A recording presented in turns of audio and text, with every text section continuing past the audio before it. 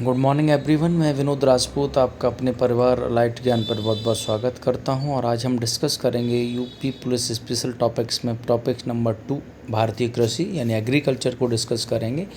और बने रहिए हमारे साथ इन सभी इम्पोर्टेंट क्वेश्चंस के साथ, क्योंकि ये questions previous year UP constable जो एग्ज़ाम हुआ था उसमें काफ़ी देखने को मिले हुए थे। तो चलो आइए डिस्कस करते हैं आज का पहला क्वेश्चन। पहला क्वेश्चन है कि एग्रीकल्चर शब्द लैटिन भाषा के किन दो शब्दों से मिलकर बना है।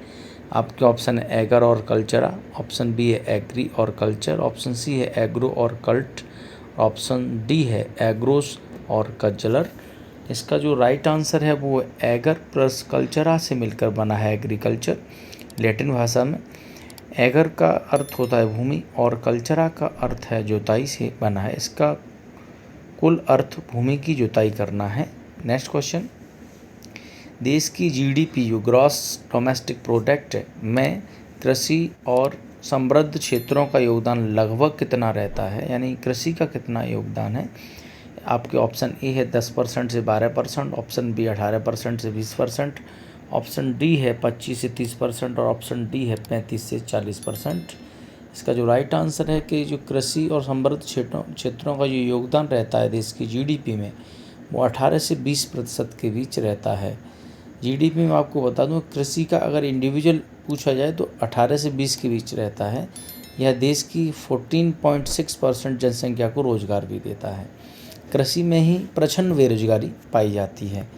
नेक्स्ट क्वेश्चन है, भारतीय कृषि कितनी प्रतिशत आबादी को रोजगार प्रदान करती है। आपके ऑप्शन है 45.2%, ऑप्शन बी है 50.5%, ऑप्शन सी 54.6% और ऑप्शन डी है 60.1%। इसका जो राइट आंसर है वो है कि भारतीय कृषि 54.6% जनसंख्या को रोजगार देती है। यह अर्थव्यवस्था की रीढ़ मानी जाती है। नेक्स्ट क्वेश्चन है, भारतीय कृषि को मानसून का जुआ क्यों कहा जाता है। आपके ऑप्शन है क्योंकि यहाँ 100% सिंचाई मानसून से होती है, ऑप्शन बी है क्योंकि यहाँ मानसून कभी नहीं आता, ऑप्शन सी क्योंकि यहाँ केवल खरीफ फसलें उगाई जाती हैं और ऑप्शन डी है क्योंकि 55% क्षेत्र मानसून पर निर्भर है। इसका जो राइट आंसर है वो है ऑप्शन डी, यानी जो 55% जो लैंड है यानी जो क्षेत्र है वो मानसून पर ही निर्भर करता है, इसलिए भारतीय कृषि को जुआ कहा जाता है मानसून का। यह सिंचाई क्षेत्र केवल 45% है। नेक्स्ट क्वेश्चन है, भारतीय कृषि नीति जो नेशनल एग्रीकल्चर पॉलिसी की घोषणा कब की गई थी। आपके ऑप्शन है 15 अगस्त 2000 को, ऑप्शन बी 28 जुलाई 2000 को, ऑप्शन सी है 2 अक्टूबर 2000 को और ऑप्शन डी है 26 जनवरी 2000 को। इसका जो राइट आंसर है वो है 28 जुलाई 2000 को एग्रीकल्चर जो नेशनल एग्रीकल्चर पॉलिसी है उसकी घोषणा की गई थी। ये इसका लक्ष्य कृषि क्षेत्र में तीव्र विकास था। नेक्स्ट क्वेश्चन है, भारतीय कृषि नीति 2000 का लक्ष्य अगले 2 दशकों के लिए वार्षिक वृद्धि दर क्या तय किया गया था। आपके ऑप्शन 2% से अधिक, ऑप्शन बी है 3% से अधिक, ऑप्शन डी है 4% से अधिक और ऑप्शन डी है 5% से अधिक। इसका जो राइट आंसर है वो 4% से अधिक वार्षिक वृद्धि दर के हिसाब से इसको तय किया गया था। नेक्स्ट क्वेश्चन है, प्रत्यक्ष और अप्रत्यक्ष रूप से सभी क्रांतियों को एक साथ लेकर चलने की अवधारणा को क्या कहते हैं। आपके ऑप्शन है इंद्रधनुषी क्रांति, ऑप्शन बी हरित क्रांति, ऑप्शन सी श्वेत क्रांति और ऑप्शन डी अमृत क्रांति। इसका जो राइट आंसर है वो है कि डायरेक्ट और इनडायरेक्ट रूप से जितनी भी जो क्रांतियाँ चल रही हैं उन सबको साथ लेने वाली अवधारणा को इंद्रधनुषी क्रांतियाँ कहते हैं। रेनबो रेवोल्यूशन ये सभी क्रांतियों को एक साथ लेकर चलने वाली एक अवधारणा है। इसमें पीली, नीली, श्वेत आदि शामिल हैं। आपको बता दूं कि हरित क्रांति के जनक भारत में MS स्वामीनाथन से, और जबकि श्वेत क्रांति दुग्ध उत्पादन से रिलेटेड है जिसमें वर्गीस कुरियन इसके फादर हैं श्वेत क्रांति के। श्वेत क्रांति के तहत ही ऑपरेशन फ्लड आया था 1970 में। नेक्स्ट क्वेश्चन है, कृषि निर्यात नीति 2018 का उद्देश्य कृषि निर्यात को कितने डॉलर से ऊपर ले जाना था। आपके ऑप्शन है 30 अरब डॉलर, ऑप्शन बी है 40 अरब डॉलर, ऑप्शन सी 50 अरब डॉलर और ऑप्शन डी है 60 अरब डॉलर। इसका जो राइट आंसर है वो है कृषि निर्यात नीति 2018 का उद्देश्य कृषि निर्यात को 60 अरब डॉलर से ऊपर ले जाने का था। इसके साथ ही चाय, कॉफ़ी और मसालों के नए बाजार खोलना भी उद्देश्य था। नेक्स्ट क्वेश्चन, किसानों की आय दोगुनी करने के लिए किस समिति का गठन किया गया था? आपके ऑप्शन है स्वामीनाथन समिति, ऑप्शन बी नरसिम्हन समिति, ऑप्शन सी है अशोक दलवई समिति और ऑप्शन डी है केलकर समिति। इसका जो राइट आंसर है वो है अशोक दलवई समिति। किसानों की आय दोगुनी करने के लिए एक समिति गठित की गई थी, जिसको गठित किया था अशोक दलवई ने। इसका लक्ष्य वर्ष 2022 तक रखा गया था। नेक्स्ट क्वेश्चन है, कृषि जनगणना का आयोजन किस मंत्रालय के अंतर्गत किया जाता है? आपके ऑप्शन है कृषि मंत्रालय, ऑप्शन बी वित्त मंत्रालय, ऑप्शन सी है ग्रामीण विकास मंत्रालय और ऑप्शन डी है सांख्यिकी मंत्रालय। इसका जो राइट आंसर है वो है कृषि मंत्रालय। कृषि मंत्रालय के द्वारा ही कृषि जनगणना का आयोजन किया जाता है। कृषि जनगणना कृषि और किसान कल्याण विभाग कृषि मंत्रालय द्वारा की जाती है। यह जनगणना भारत में एक महत्वपूर्ण स्रोत है। नेक्स्ट क्वेश्चन, भारत में पहली कृषि जनगणना किस वर्ष हुई थी? आपके ऑप्शन है 1950 से 51, ऑप्शन बी है 1960 से 61, ऑप्शन सी है 1990 से 91, ऑप्शन डी है 1970 से 71। इसका जो राइट आंसर है वो है भारत में पहली कृषि जनगणना हुई वो 1970-71 के समय पर हुई थी। भारत में पहली कृषि जनगणना थी ये, इसके बाद यह नियमित रूप से होती है। नेक्स्ट क्वेश्चन, कृषि जनगणना कितनी वर्ष के अंतराल पर होती है? आपके ऑप्शन है 3 वर्ष, ऑप्शन बी 5 वर्ष, ऑप्शन सी है 10 वर्ष और ऑप्शन डी है 2 वर्ष। इसका जो राइट आंसर है प्रति 5 वर्ष के बाद कृषि जनगणना की जाती है। पशु जनगणना भी 5 वर्ष में होती है। नेक्स्ट क्वेश्चन है, कृषि जनगणना की गणना की मुख्य इकाई क्या है? आपके ऑप्शन है परिचालन जोत, परिवार का आकार, कुल कृषि योग्य भूमि और ऑप्शन डी है फसल का प्रकार। इसका जो राइट आंसर है वो परिचालन स्रोत है। गणना की मुख्य इकाई परिचालन स्रोत ऑपरेशनल होल्डिंग से होती है। इसी के आधार पर डेटा एकत्रित किया जाता है। नेक्स्ट क्वेश्चन है, भारत में सीमांत किसान जो मार्जिनल फार्मर्स होते हैं किन्हें कहा जाता है? आपके ऑप्शन है 4 से 10 हेक्टेयर भूमि वाले, 2 से 4 हेक्टेयर भूमि वाले, 1 हेक्टेयर से कम भूमि वाले और 1 से 2 हेक्टेयर भूमि वाले। तो जो marginal farmers are those farmers जिनके पास 1 हेक्टेयर से कम भूमि वाले जो भी किसान हैं वो सीमांत किसान कहा जाता है। भारत में इनकी संख्या सर्वाधिक है, लगभग 68 से 70% लोग सीमांत किसान हैं जिनके पास 1 हेक्टेयर से कम जमीन है या 1 हेक्टेयर तक।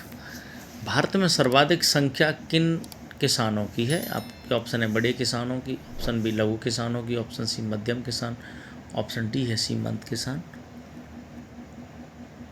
राइट आंसर है सीमांत किसान। भारत में सर्वाधिक संख्या सीमांत किसानों की है जो 68 से 70% है। इनके पास सबसे कम जोत का आकार होता है। नेक्स्ट क्वेश्चन है, 1 से 2 हेक्टेयर के बीच भूमि वाले किसानों को किस वर्ग में रखा गया? आपके ऑप्शन लघु किसान, ऑप्शन बी अर्ध मध्यम, ऑप्शन सी है सीमांत और ऑप्शन डी है बड़े किसान।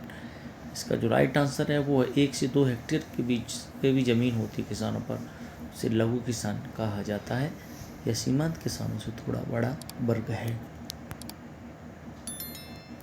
नेक्स्ट क्वेश्चन है, अर्ध मध्यम सेमी मीडियम किसानों के पास कितनी भूमि होती है? आपके ऑप्शन 1 से 2 हेक्टेयर, ऑप्शन बी है 2 से 4 हेक्टेयर, ऑप्शन सी है 4 से 10 हेक्टेयर और ऑप्शन डी है 10 हेक्टेयर से अधिक। इसका जो राइट आंसर है वो है 2 से 4 हेक्टेयर वाले जो ज़मीनी किसान हैं उन्हें अर्ध मध्यम कहा जाता है। यह मध्यम किसानों से एक श्रेणी नीचे आते हैं। नेक्स्ट क्वेश्चन है, मध्यम किसान जो मीडियम फार्मर्स है पर कितनी भूमि वाले किसान आते हैं, यानी कितनी वर्ग भूमि है जो किसान हैं? आपके ऑप्शन 1 हेक्टेयर से कम वो सीमांत किसान थे, ऑप्शन बी है 2 से 4 हेक्टेयर, ऑप्शन सी है 4 से 10 हेक्टेयर, ऑप्शन डी है 10 हेक्टेयर। इसका जो राइट आंसर है कि जो 4 से 10 हेक्टेयर वाले किसान मध्यम किसान कहे जाते हैं। नेक्स्ट क्वेश्चन, 10 हेक्टेयर से अधिक भूमि वाले किसानों को क्या कहा जाता है? आपके ऑप्शन लघु किसान, ऑप्शन बी अर्ध मध्यम किसान, ऑप्शन सी है मध्यम किसान और ऑप्शन डी है बड़े किसान। इसका जो राइट आंसर है वो सिर्फ बड़े किसान कहा जाता है जिसके पास 10 हेक्टेयर से अधिक भूमि वाले लोग हैं। इनकी संख्या भारत में बहुत ही कम है। लाभ अर्जित करने से उद्देश्य से उगाई जाने वाली फसलें जैसे चाय या कपास क्या कहलाती हैं? आपके ऑप्शन है खाद्य फसलें, ऑप्शन बी नकदी फसलें, ऑप्शन डी है जायद फसलें और ऑप्शन डी है रबी फसलें। इसका जो राइट आंसर है वो है नकदी फसलें। नकदी फसलें होती हैं जैसे चाय कपास, लाभ अर्जित करने के उद्देश्य से की जाती हैं।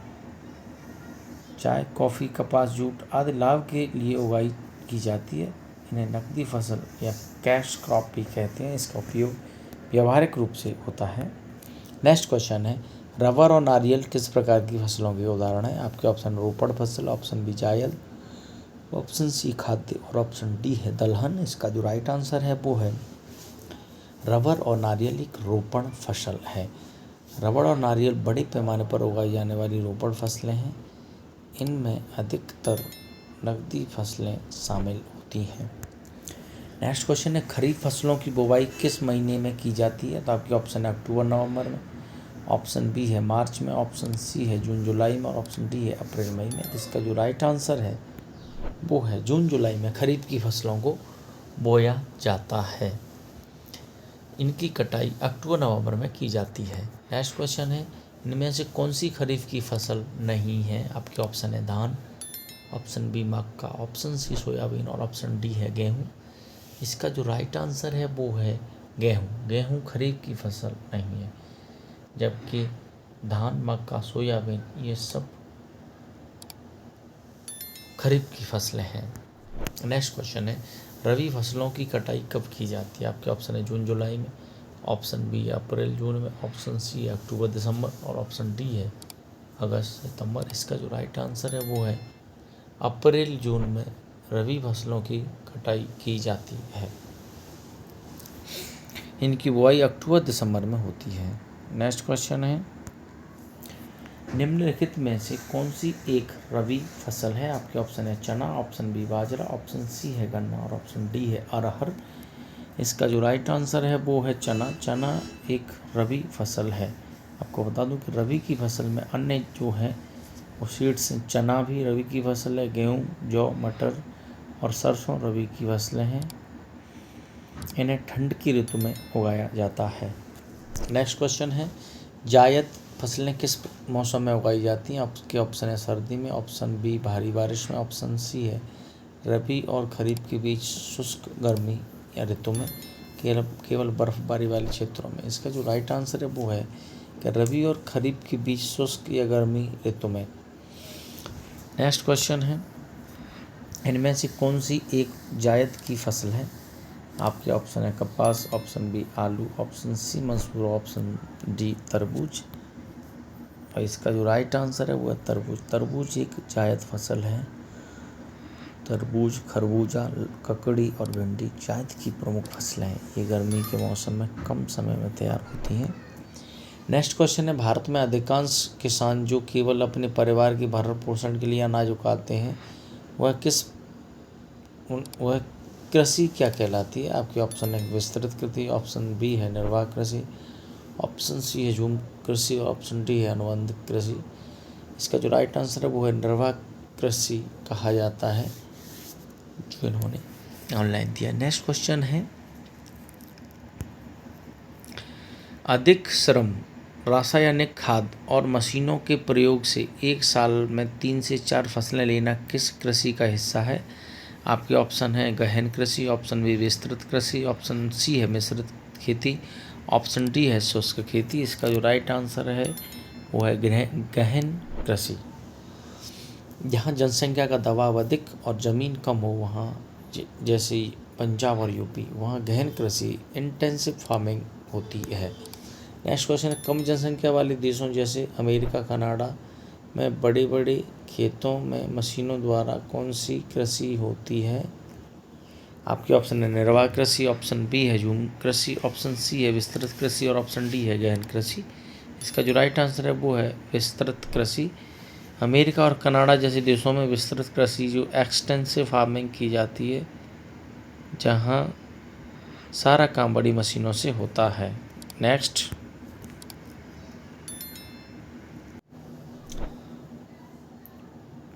नेक्स्ट क्वेश्चन है आपका, फसल उत्पादन के साथ साथ पशुपालन गाय भैंस आदि करने को क्या कहा जाता है? आपके ऑप्शन है अनुबंध कृषि, ऑप्शन बी मिश्रित खेती, ऑप्शन सी है मिश्रित फसल और ऑप्शन डी है निर्वाह कृषि। इसका जो राइट आंसर है वो है मिश्रित खेती। यानी खेती के साथ साथ यदि आप पशुपालन भी कर रहे हैं, जैसे कि गाय भैंस आदि इत्यादि को रख रहे हैं, तो मिश्रित खेती कहा जाता है, जिसे मिक्स्ड फार्मिंग भी कहते हैं।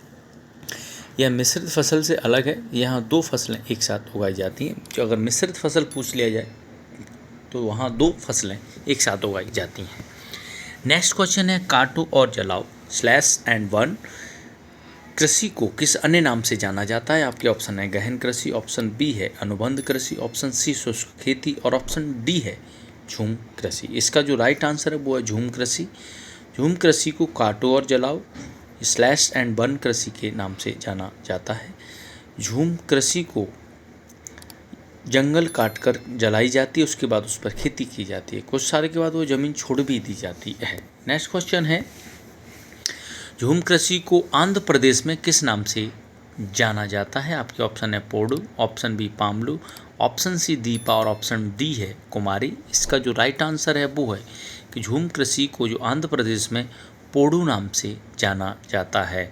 अलग अलग राज्यों में इसके स्थानीय नाम हैं। नेक्स्ट क्वेश्चन है, मणिपुर में झूम कृषि को क्या कहा जाता है? तो आपका ऑप्शन है दीपा, ऑप्शन बी कुमारी, ऑप्शन सी है पामलू और ऑप्शन डी है पोडू। इसका जो राइट आंसर है वो है पामलू। तो मणिपुर में पामलू कहा जाता है, आंध्र प्रदेश में पोडू कहा जाता है झूम कृषि को, और पूर्वोत्तर भारत की एक प्रमुख कृषि पद्धति है।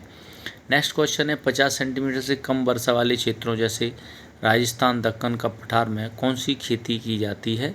आपके ऑप्शन है मिश्रित खेती, ऑप्शन बी है झूम खेती, ऑप्शन सी है अनुबंध खेती और ऑप्शन डी है शुष्क खेती। इसका जो राइट आंसर है वो है शुष्क खेती। 50 सेंटीमीटर से कम वर्षा वाले क्षेत्रों में नमी संरक्षण तकनीकी अपनाकर शुष्क खेती यानी ड्राई फार्मिंग की जाती है। इसमें रागी, बाजरा और दालें उगाई जाती हैं। नेक्स्ट क्वेश्चन है, रेशम कीट पालन में से संबंधित विज्ञान की शाखा क्या कहलाती है? आपके ऑप्शन है एपीकल्चर, ऑप्शन बी है सेरिकल्चर, ऑप्शन डी सी है माफ़ी चाहेंगे फ्लोरिकल्चर, ऑप्शन डी है पोमोलॉजी। इसका जो राइट आंसर है वो है रेशम कीट पालन को सेरिकल्चर कहा जाता है। नेक्स्ट क्वेश्चन है, एपीकल्चर का संबंध किसके पालन से? आपके ऑप्शन है मधुमक्खी, ऑप्शन बी केंचुआ, ऑप्शन सी है मछली और ऑप्शन डी है रेशम कूट। इसका जो राइट आंसर है वो मधुमक्खी पालन को एपीकल्चर कहा जाता है। मधुमक्खी पालन और शहद उत्पादन को एपीकल्चर कहते हैं। अगर पूछा शहद उत्पादन को भी क्या कहते हैं तो एपीकल्चर ही कहा जाता है। ये किसानों की आय का अतिरिक्त साधन है। नेक्स्ट क्वेश्चन, विटीकल्चर के अंतर्गत किसकी खेती का अध्ययन किया जाता है? आपके ऑप्शन है फूलों की, ऑप्शन बी है पेड़ों की, ऑप्शन सी अंगूर की और ऑप्शन डी है सब्जियों की। इसका जो राइट आंसर है वो है अंगूर की। विटीकल्चर के अंतर्गत अंगूर की खेती का अध्ययन किया जाता है। यह व्यावसायिक रूप से काफ़ी लाभदायक है। नेक्स्ट क्वेश्चन, फूलों की व्यापारिक खेती को विज्ञान की किस शाखा के तहत रखा जाता है? आपके ऑप्शन है olericulture, option B floriculture, option C silviculture, option D है पोमोलॉजी। इसका जो राइट आंसर है वो फ्लोरिकल्चर कहा जाता है फूलों की व्यापारिक खेती को। इसके तहत सजावटी फूलों का उत्पादन किया जाता है। नेक्स्ट क्वेश्चन है, ज़मीन पर फैलने वाली सब्जियों जैसे कद्दू, लौकी आदि को खेती क्या कहलाती है? इन सब की खेती ऑप्शन है silviculture, option B pomology, option C है मोरिकल्चर, ऑप्शन डी है ऑलरिकल्चर। इसका जो राइट आंसर है वो ऑलरिकल्चर। ऑलरिकल्चर में जितनी भी सब्जियां हैं जैसे कद्दू, लौकी आदि जो ज़मीन पर फैलने वाली सब्जियां उन्हें ऑलरिकल्चर कहा जाता है। यह सब्जी विज्ञान की एक शाखा है। नेक्स्ट क्वेश्चन, फलों का अध्ययन या फलों की खेती को क्या कहा जाता है? आपके ऑप्शन है पोमोलॉजी, ऑप्शन बी है सेरिकल्चर, ऑप्शन सी है एपीकल्चर और ऑप्शन डी है विटीकल्चर। इसका जो राइट आंसर है वो पोमोलॉजी। पोमोलॉजी फलों का अध्ययन या फूलों की खेती के लिए जानी जाती है। यह बागवानी का एक प्रमुख हिस्सा है। नेक्स्ट क्वेश्चन है, जैविक खाद बनाने के लिए केंचुआ पालन को क्या कहते हैं? आपके ऑप्शन है hydroponics, option B aeroponics, option C vermiculture, option D है मोरिकल्चर। इसका जो राइट आंसर है वो बर्मीकल्चर। बर्मीकल्चर जैविक खाद बनाने के लिए केंचुआ पालन करता है।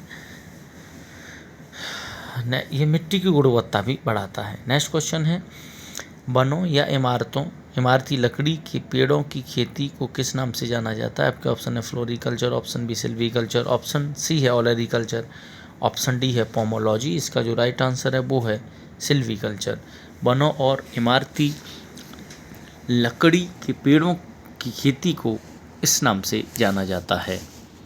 नेक्स्ट क्वेश्चन है, पौधों को हवा में उगाने की तकनीकी, जड़ें हवा में लटकती हैं, क्या कहलाती है? आपके ऑप्शन है hydroponics, option B vermiculture, option C silviculture, option D है एरोपोनिक्स। इसका जो राइट आंसर है वो है एरोपोनिक्स। एरोपोनिक्स में बिना मिट्टी के पौधों को हवा में उगाने की एरोपोनिक्स कहते हैं इसे। इसमें पोषण स्प्रे के जरिए किया जाता है।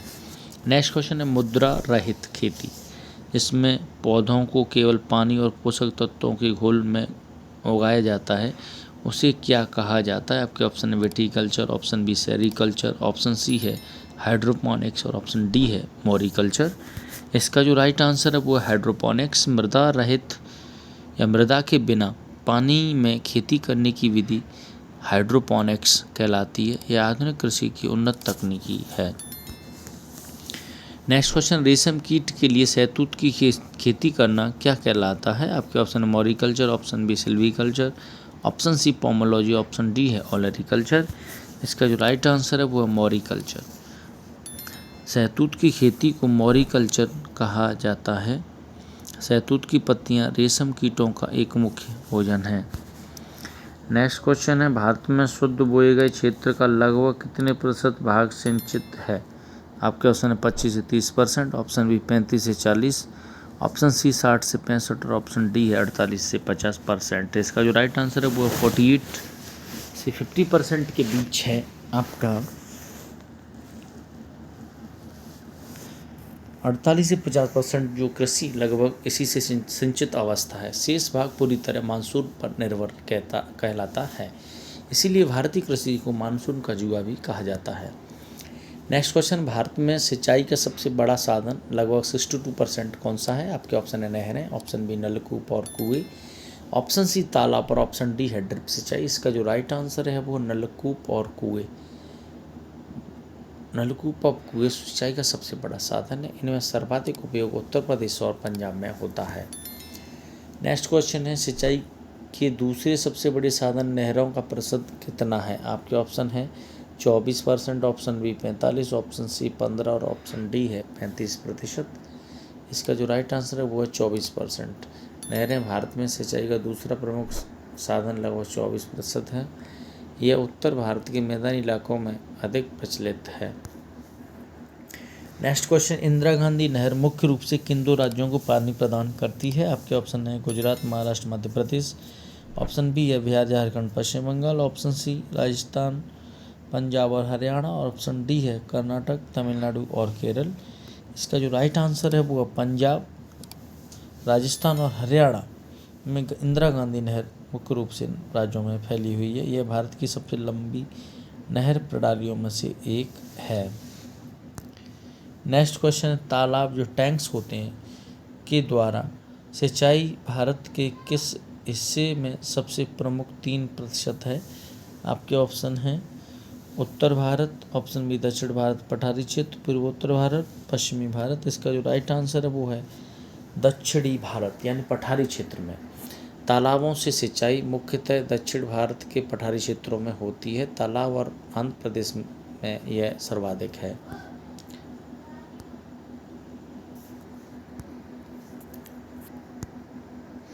नेक्स्ट, पौधों की जड़ों में बूंद बूंद पानी टपकाने वाली ड्रिप सिंचाई मूलतः किस देश की तकनीकी? आपके ऑप्शन है अमेरिका, ऑप्शन बी है जापान, ऑप्शन सी है चीन और ऑप्शन डी है इजराइल। इसका जो राइट आंसर है वो इजराइल। पौधों की जड़ों में बूंद बूंद पानी टपकाने वाली ड्रिप सिंचाई ये इजराइल की तकनीकी है। नेक्स्ट क्वेश्चन है, असमतल भूमि के लिए सिंचाई की कौन सी आधुनिक विधि सबसे अच्छी मानी जाती है? आपके ऑप्शन है नहर सिंचाई, ऑप्शन बी कुएं, ऑप्शन सी स्प्रिंकलर फव्वारे वाली, ऑप्शन डी है तालाब। इसका जो राइट आंसर है वो है स्प्रिंकलर, फव्वारे द्वारा होता है। इससे पानी पूरे खेत में समान रूप से पहुंचता है। नेक्स्ट क्वेश्चन है 200 साल पुरानी बांस ड्रिप सिंचाई बम्बू ड्रिप इरिगेशन किस राज्य की पारंपरिक विधि है? आपके ऑप्शन है Meghalaya, option B Assam, option C है मिजोरम और ऑप्शन डी है नागालैंड। इसका जो राइट आंसर है वो है मेघालय। नेक्स्ट क्वेश्चन, गेहूं का वैज्ञानिक नाम क्या है? बहुत ही इंपॉर्टेंट क्वेश्चन है। आपके ऑप्शन है जियामिनेस, ऑप्शन बी है ट्रेटिकम एस्टिवम, ऑप्शन सी है सोरघम बालगरे, ऑप्शन डी है पेनस्टेसेटम ग्लोकम। इसका जो राइट आंसर है वो है ट्रेटिकम एस्टिवम। नाम है रासायनिक ना साइंटिफिक नेम है गेहूं का ट्रेटिकम एस्टिवम। यह भारत की दूसरी सबसे महत्वपूर्ण खाद्यान्न फसल है। इनमें से कौन सी गेहूं की एक प्रमुख किस्म नहीं है? आपके ऑप्शन है Sonalika, option B Arjun, option C है कल्याण सोना, ऑप्शन डी गंगा 5। इसका जो राइट आंसर है वो है गंगा 5। गंगा 5 जो गेहूं की एक किस्म नहीं है। बाकी इसकी जो किस्में हैं वो हैं सोनालिका गेहूं की किस्में, अर्जुन और कल्याण सोना गेहूं की किस्में हैं। गेहूं उत्तर प्रदेश और पंजाब की प्रमुख फसल है। रस्ट रोग मुख्य रूप से किस फसल में से संबंधित है? आपके ऑप्शन है गेहूं, ऑप्शन बी चावल, ऑप्शन सी है मक्का और ऑप्शन डी है गन्ना। इसका जो राइट आंसर है वो है गेहूं। गेहूं में रस्ट रोग यानी पीला रतुला, भूरा रतुला हो जाता है गेहूं में के लगने के कारण एक कवक जनित रोग है। खुलाकंड भी गेहूं की एक बीमारी है। नेक्स्ट क्वेश्चन है ज्वार का वैज्ञानिक नाम क्या है? आपके ऑप्शन है जियामेस, ऑप्शन बी है ट्रेटिकम, ऑप्शन सी है सोरघम बायलकर और ऑप्शन डी है कॉफिया अरेबिका। इसका जो राइट आंसर है वो है सोरघम बायकलर। ज्वार का वैज्ञानिक नाम सोरघम बायलकलर है। यह एक मोटा अनाज है। नेक्स्ट, विश्व का सर्वाधिक बाजार व्यापक उत्पादक देश कौन सा? आपके ऑप्शन है चीन, option B Bharat, option C USA और ऑप्शन डी है रूस। इसका जो राइट आंसर है वो भारत बाजरा उत्पादन में सबसे शीर्ष देश बन गया है। इसमें राजस्थान अग्रणी उत्पादक राज्य है। नेक्स्ट क्वेश्चन है बाजरे का वैज्ञानिक नाम क्या है?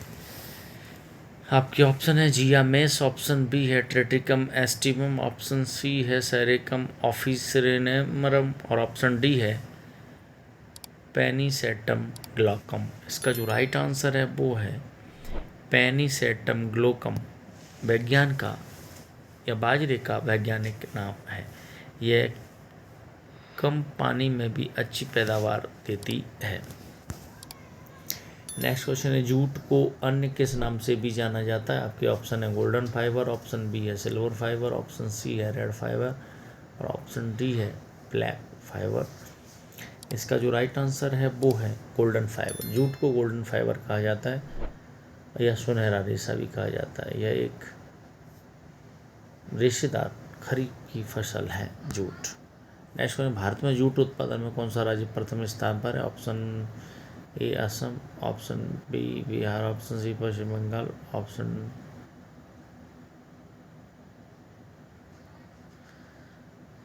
इसका जो राइट आंसर है वो है जूट उत्पादन में भारत का पश्चिम बंगाल प्रथम राज्य है। भारत विश्व में जूट उत्पादन में भी प्रथम है। राज्यों में पूछा जाए तो पश्चिम बंगाल है। नेक्स्ट क्वेश्चन है गन्ने का वैज्ञानिक नाम क्या है? आपके ऑप्शन है सोरघम बलगरे, ऑप्शन बी है जियामेस, ऑप्शन सी है पेनिसेटम ग्लोकम और ऑप्शन डी है सेरेकम ऑफिसिनेरम। इसका जो राइट आंसर है वो है सेकेरम ऑफिसिनेरम। गन्ने का वैज्ञानिक नाम सेकेरम ऑफिसिनेरम है। यह उष्णकटिबंधीय फसल है। नेक्स्ट क्वेश्चन है रेड रॉट या लाल सड़न बीमारी किस फसल में होती है? आपके ऑप्शन है गेहूं, ऑप्शन बी गन्ना, ऑप्शन सी कपास और ऑप्शन डी है धान। इसका जो राइट आंसर है वो गन्ना। गन्ने की जो जड़ में जो लाल लाल हो जाता है उसे रेड रॉट या लाल सड़न बोलते हैं। एक प्रमुख खतरनाक बीमारी है रेड रॉट। इससे अंदर के लाल रंग के धब्बे हो जाते हैं गन्ने के। नेक्स्ट क्वेश्चन है, कॉफ़ी कहवा की प्रमुख किस्म कौन सी है? आपके ऑप्शन है Sonalika, option B mesta, option C है अरेबिका और ऑप्शन डी है सरबती। इसका जो राइट आंसर है वो अरेबिका कहवा या कॉफ़ी की प्रमुख किस्म है। अरेबिका, रोबस्टा और लाइबोरिया कॉफ़ी की प्रमुख किस्म। कॉफ़ी का वैज्ञानिक नाम कॉफ़िया अरेबिका है। नेक्स्ट क्वेश्चन, भारत में हॉकी का अग्रणी उत्पादक राज्य कौन सा है? आपके ऑप्शन है कर्नाटक, ऑप्शन बी है केरल, ऑप्शन सी है असम और ऑप्शन डी है उड़ीसा। इसका जो राइट आंसर है वो है कर्नाटक। कर्नाटक का अग्रणी राज्य है। कर्नाटक भारत में कॉफ़ी का अग्रणी उत्पादक राज्य है, इसके बाद केरल का स्थान आता है। नेक्स्ट क्वेश्चन है, किस फसल को अनाज की रानी कहा जाता है? आपका ऑप्शन है गेहूँ, ऑप्शन बी है चावल, ऑप्शन सी है बाजरा और ऑप्शन डी है मक्का। इसका जो राइट आंसर है वो है मक्का। मक्का को फसल की या अनाज की रानी कहा जाता है। नेक्स्ट क्वेश्चन है, विश्व स्तर पर हरित क्रांति का जनक किसे माना जाता है? आपके ऑप्शन है M S Swaminathan, option B Norman Borlaug, option C है वर्गीस कुरियन, ऑप्शन डी है अशोक दलवई। इसका जो राइट आंसर है वो है नॉर्मन बोरलॉग को विश्व स्तर पर हरित क्रांति का जनक माना जाता है और भारत में इसके जनक हैं वो विश्व में नॉर्मन बोरलॉग हैं, जबकि भारत में इसके जनक एम एस स्वामीनाथन जी हैं। नेक्स्ट में, भारत में हरित क्रांति की शुरुआत किस वर्ष के दौरान हुई थी? आपके ऑप्शन है 1966-67 में, ऑप्शन बी 1970-71, ऑप्शन सी 1980 से 81 और ऑप्शन डी है 1990 से 91। इसका जो राइट आंसर है वो 1966-67 में भारत में हरित क्रांति की शुरुआत इस समय से ही मानी जाती है। नेक्स्ट क्वेश्चन है, हरित क्रांति का चरण प्रथम मुख्य रूप से किन क्षेत्रों तक सीमित था? आपके ऑप्शन है बंगाल और बिहार, ऑप्शन बी है महाराष्ट्र और गुजरात, ऑप्शन सी पंजाब हरियाणा और पश्चिमी यूपी और ऑप्शन डी है केरल और तमिलनाडु। इसका जो राइट आंसर है वो है हरियाणा, पंजाब और पश्चिमी यूपी में।